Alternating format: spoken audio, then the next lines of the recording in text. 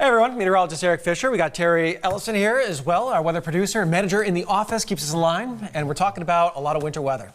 Yeah, we got quite a stretch ahead. Probably, certainly by far, this winter, the most interesting stretch we've had. Yeah, we've had the colds, and cold is, it's winter, but it's boring. It's been really boring. We've had a couple of lighter snow events, a little bit here and there, but we really haven't jumped into full winter gear, so I think we're getting to full winter gear starting this Sunday night. And we really haven't jumped into full winter gear in a couple of years, frankly. It's funny. We talk about what we're seeing ahead of us, and it's fairly typical January weather, but we haven't had typical January weather. And talking to people out and about, everyone's like, it's been so cold this year.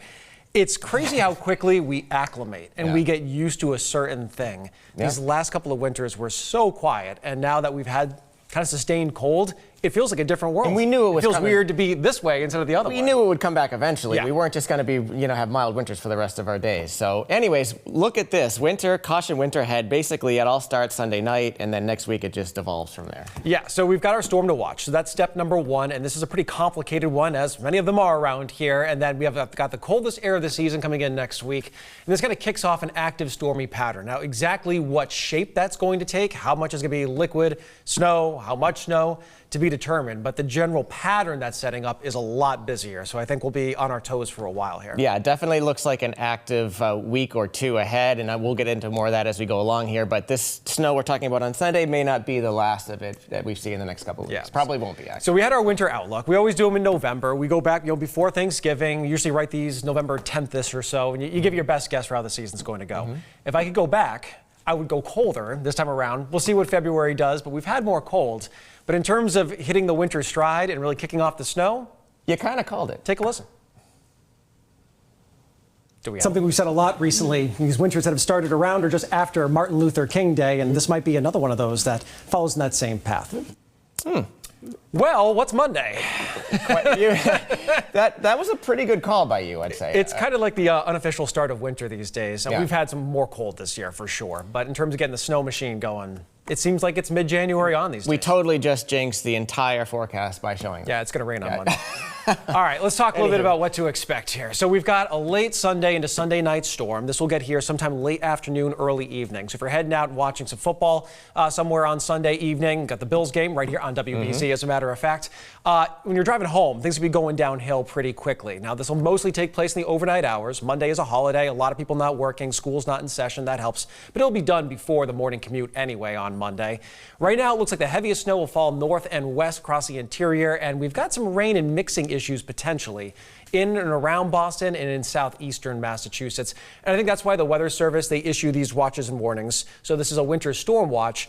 They've put them out in central Mass and western Mass because that's where we have the highest odds of seeing over 6 inches of snow. It doesn't mean it's not possible to the east. It just means that this is the place where the odds are highest. I wouldn't be surprised if this got expanded or changed in the next 24 hours. Sure, absolutely. Certainly could come farther east. Yeah, this will be pretty fluid, and I would expect things to move around a bit. So here's a general look at the timeline. This is a new model run that just came in, actually about 10 minutes ago, and some snow developing late afternoon on Sunday, and things can go downhill pretty quickly once it starts to move in during those evening hours. Although it's showing all snow, this may start out as raindrops, especially in the southeastern part of the state. It won't be too cold yet, but it will come in. And then it's really coming down that first half of the night into the middle of the night, and then it tapers off by early morning. 6, 7 a.m., it's already moved out. Yeah, that particular model run basically shows the snowstorm everywhere. I think you and I both, the rain-snow line is definitely a tough call with this one, depending upon the track, but we'll get into that a little bit more. But travel impacts, like you said, it's actually, all things considered, coming in on a holiday, a lot of folks probably not driving into work on Monday. Maybe you're just going to stay home and watch the Bills and Ravens game on CBS Sunday night. So if you can just kind of wait it out and watch the game and work from home Monday or not work at all, not a bad time. So we can do that, right? No. Just the opposite. All right, birthday weekend, ski weekend, down the toilet again. It's that time of year. There's always something around this time of year. Who has a birthday in wintertime? You're a meteorologist. I blame my parents.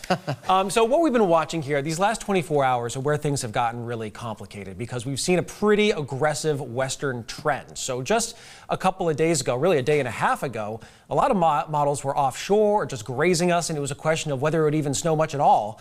And then once this energy responsible for the storm system got ashore in British Columbia, so out in western North America, everything kind of jolted to the left. And so we're still seeing that trend today. And now the question is, how far left until that trend stops? So right now we have some guidance, and of course it's our job, if you're a contractor, you got to pick the right tool. As meteorologists, we got to pick the right tool for the job. Some models are weak into the east and it's light whatever snowfall, like a little snow and we're moving on our way. Some are so far west that it's all rain in Boston, and that snow line is well north and west to the northern Worcester Hills. I think at this point, we've seen a lot of the adjustment, and I think some of the more oceanic paths, if you will, are going to adjust to a path that's very close to Cape Cod and Nantucket. And that is going to bring in some mixing issues across the Cape, the islands, and maybe all the way up to Boston, with the heaviest snow being north and west. Although there are still some models, even our most popular, if you will, if you follow the weather, you follow the Euro model, it has consistently been the lightest. It's not interested in the storm. It's not pumping out all the snow. I'm kind of ignoring it this time of around. Yeah, obviously trends, as we say all the time, trends are important in meteorology, and the trend has certainly been for a farther westward track, except for the mighty European, which just is stubborn in saying, nah, east, a little bit of snow, no worries. It's funny to watch these different models, and if you're not a weather nerd, if you will, if you're not a total geek like obviously we are, because it's what we do for a living, and there's lots of other people who are really interested in the weather, who are always following the machinations of all of this model talk. If you're just kind of watching the weather, if you only knew what was going on under the hood, oh my goodness, the things that we have to ignore or throw out in the process of forecasting, it's significant. It's not like everything's just saying, here comes. Let's just put it this way: computers are not about to take over forecasting just quite yet. No. And this is also, if you have a question about your phone app. People always say, oh, my app says this, and then 4 hours later it says this. That's because they rely on one model, the free model, which is the American model because you pay for it as a taxpayer. Right. And it runs every 6 hours. And no human is looking at those numbers. They just go out. So that's why they jump all over the place. And our job is to try to make a more smooth forecasting experience along the way. Yeah, and it ain't easy. Trust me, the last couple hours, Eric and I have been back and forth in the weather office. And he is a perfectionist, much like you need to be, I think, as a meteorologist. And every little tweak to every model run and to every line on the graphic is a big difference. So. Anyhow, absolutely. A little bit of rain coming first on Saturday night. All right, so the 2 notes before we get into the storm. Yes, absolutely. So tonight, I actually think there could be a touch of freezing fog out there late. Just a heads up. I know no one's thinking about it at the moment, but especially near and south of Boston. Coast, yeah, the dew points are going to start rising overnight. It's been so dry. Tomorrow, it's going to be warmer, and we're going to be talking about rain. So some fog, some slick spots around sunrise tomorrow. We get into the 40s, and then rain's likely in the afternoon to the early evening. If you're heading out tomorrow night, it looks like it'd be gone by 8 or 9 o'clock. Then we're going to dry out for Sunday morning, actually be a sunny start to the day, and then in comes that snowfall. And again, you can see the snow spreading out.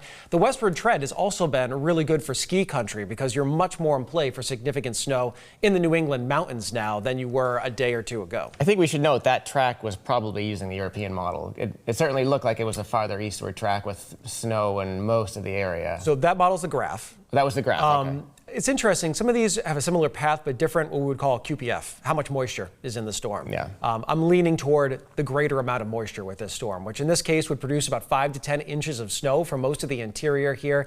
It'll also be very cold across the interior. So we're talking high ratio, fluffy snowfall. If this takes the path that we think it will, I would not be surprised to see some foot totals across the interior with this one. So something we'll be watching.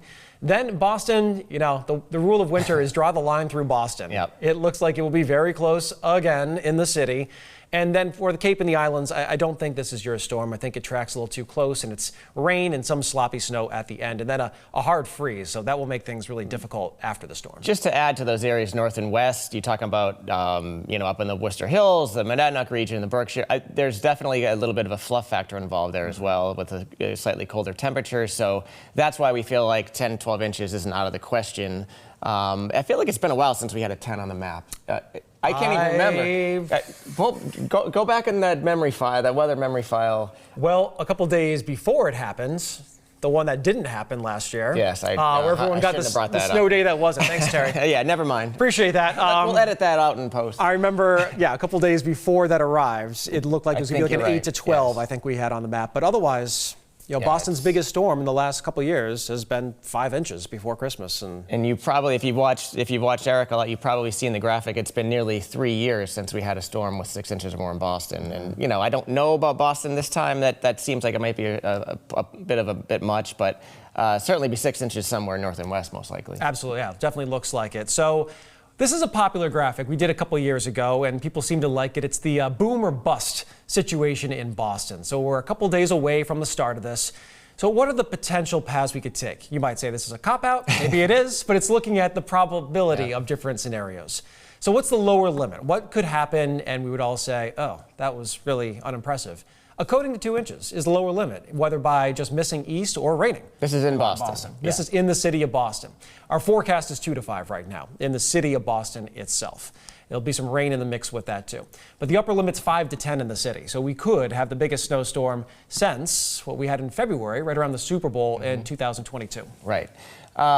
I love these types of graphics. I feel like this gives you, I hope the viewers at home understand, like, it's not a cop-out. These are the things that we're behind the scenes that we kvetch over, and we try to wonder. The rain snow line moves by 10 miles and you're in the 5 to 10 zone. It moves the other way, you're in the 2 to 5 zone. So it looks like we're forecasting a coating to 10, but we're really not. We're talking about, sort of, what would you say the probability of getting in the 5 to 10 inch range is? Right now, I would say 20-25% chance. About a 1 in 4. Yeah. Agreed.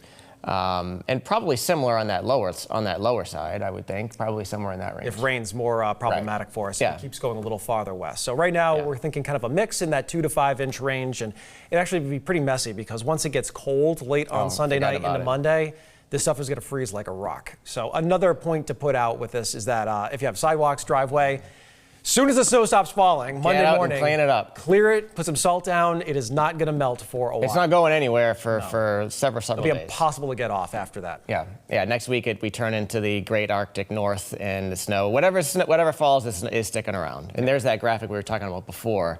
1,057 days since we had 6. That's an awfully long time. It's a long time. There's only been 3 other times that have gone longer than that without a half-foot storm. They were all at some point in the 80s, which was a really not snowy period of time. And actually this winter is acting like an 80s winter. There were a lot of really cold winters in the 80s, but not a lot of really snowy ones. I thought one of them was the blizzard of 78 after the, it did, am I wrong yes. about that? Oh, You're right. So there was, it was quiet the rest of February after the blizzard of 78. There was 1 6-inch snowfall at the start of March. And then it was almost 4 years. Right, okay. Until there was 6 inches of snow again. That's remarkable, because I'm sure the folks that can remember the blizzard probably don't remember, like, the snow drought, so to speak, we had after. Nothing happened afterwards. I do feel like a lot of times when there's a big event, no matter what kind of event, there's also a big silence after the event where things just kind of calm down for a while. Yeah, and we've had kind of a silence for, so what is this, the start of a new era? Who knows? Who knows? We'll see what the next stretch brings us here. And of course, we always want to point out too, people always think of 2015 in their minds, much like you think of the blizzard of 78. I mean, most of our winters in the last 10 years have had about this much snowfall through this point in the season. Right. A lot of our winters just don't have a lot of snow through the middle of January anymore. So it's not like you're going down that path. That was kind of a once in 300 year event. It doesn't mean we won't go on runs, but I don't think we're going to see 100 inches of snow in 28 days again. Right. But the weird thing is, so we have, I believe today, as of yesterday, we had the same snow in Boston as of this date that we had last year. To the 10th of an inch. 7.5 inches. Same exact amount. However, it's felt completely different. The winters felt completely different, as evidenced by this graphic. I mean, we've had literally, 27 below average days compared to 11 last year. The highs are about 6 degrees. Temperatures about 6 degrees colder on average. Completely different feel to winter, but the snow, oddly enough, has been the same. Yeah, it is weird how it works. Sometimes certain areas just get hit over and over, and some just get missed over and over. And so far, we've had a couple inch events, and that's been about it. So we'll see what happens ahead. This will be a story not just for us, but the whole country. This is really diving down starting this weekend and then across the middle of the nation first, and then it will start to make its way east. And you can see just about everyone's blue except for California. In fact, it's so cold early next week that there might be some snow in Florida in the northern panhandle, or at least some sleet, some sort of wintry mix down into some of the bayous in Louisiana, maybe into South Carolina, low country in Georgia. They could all have wintry weather out of this one. And of course, you've probably seen the news that the inauguration moving inside because it'll be very chilly in Washington, D.C. on Monday. Their wind chills in the single digits. And these dark blues are, by the way, are about 25 degrees below the average temperature. So these anomalies are legit. This is a legit, Arctic outbreak across most of the eastern United States. I mean, when you're running that, and it's the climatologically coldest time of the year. It's hard to get there. That hurts. Yeah. Although we should also point out we're not expecting any records around here either. I think the record coldest high next week is 10 for Tuesday, and we're around 18 or so. But it will get much colder. The wind chills dropping below 0 as we head into Monday, Tuesday, and Wednesday. So this is going to be a good old-fashioned hard winter stretch. The interesting thing, and we've been talking about this for a few days, with this Arctic stretch coming up, is that there's not as much wind as you might think when you get such a change in air mass. Like typically, and so far this winter, when we get cold, it comes in on some nasty winds, and it can stay for a day or two.